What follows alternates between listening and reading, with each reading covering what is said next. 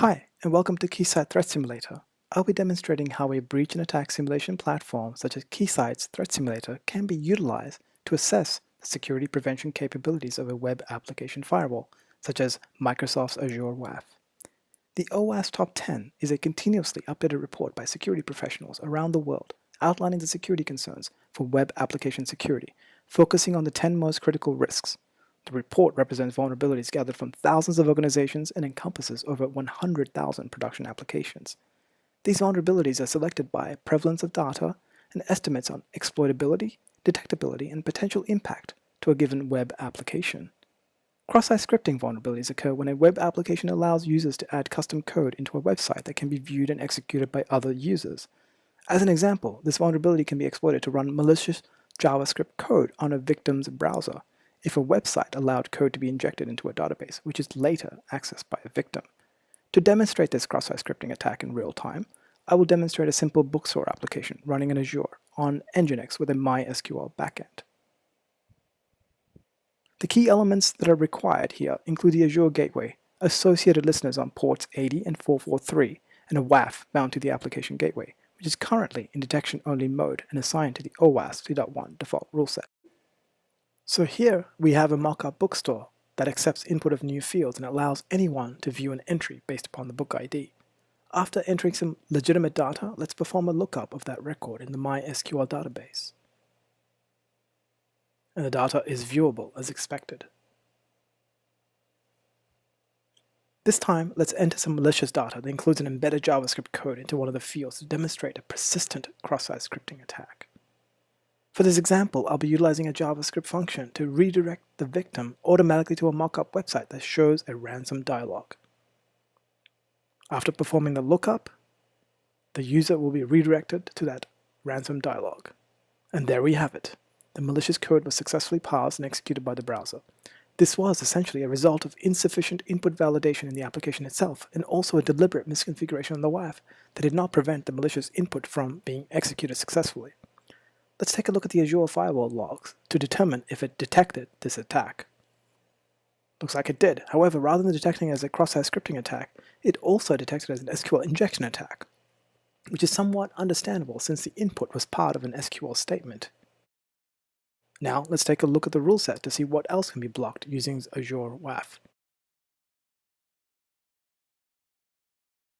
There are multiple categories in the default OWASP rule set, and most have many permutations. As a security analyst, you will need the ability to continuously assess the impact of configuration and rule set changes that will be required to be continuously updated and monitored.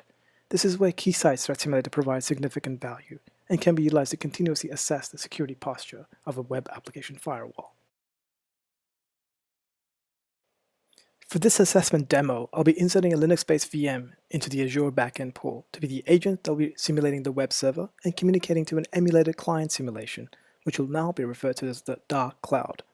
With the setup, Crosssite Threat Simulator has the full advantage of emulating both the client and server to run various scenarios in an automated manner.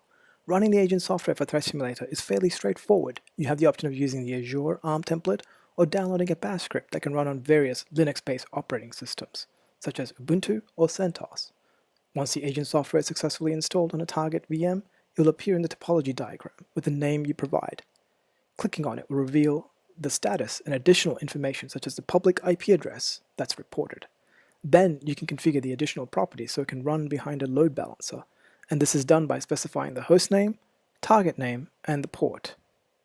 Now it's time to run a sample web application security assessment.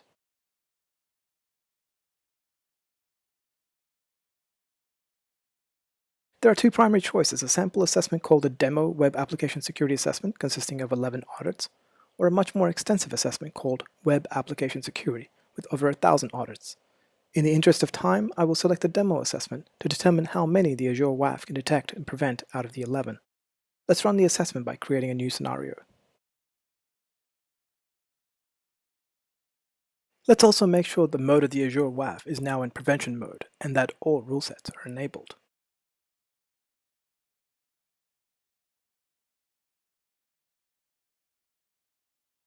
And over back to Threat Simulator to complete the scenario, let's select the applicable agent, provide a name, and click on Add and Run Scenario.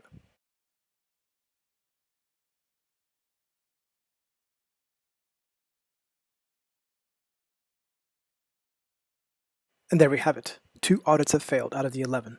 Let's take a deeper look at the results. Out of the 2 that have failed, there's one that involves an arbitrary file upload attack, and another one that involves an SQL injection over Ruby over Rails.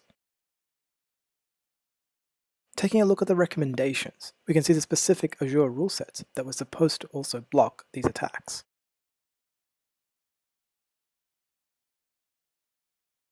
Let's take a look at the Azure firewall logs to get information on which attacks were matched and blocked by running a query. By skimming through these log entries, it's clear that not all 11 attacks were blocked. To gain additional proof, Threat Simulator can provide the recorded PCAPs from both the dark cloud and from the simulator web server. To obtain these PCAPs for a specific audit, I will click on the Details and PCAP Generation button, and then proceed to click on the PCAP icon for the audit in question. This function will result in 2 full session PCAPs, one from the cloud and one from the agent, running from the emulated web server. Based on this additional information and whether or not the vulnerabilities are applicable to the environment, as a security analyst, you can create a customized rule set in Azure to prevent such vulnerabilities from being exploited by preventing it at the WAF gateway. Thank you for your time for this demonstration. I hope this was informative.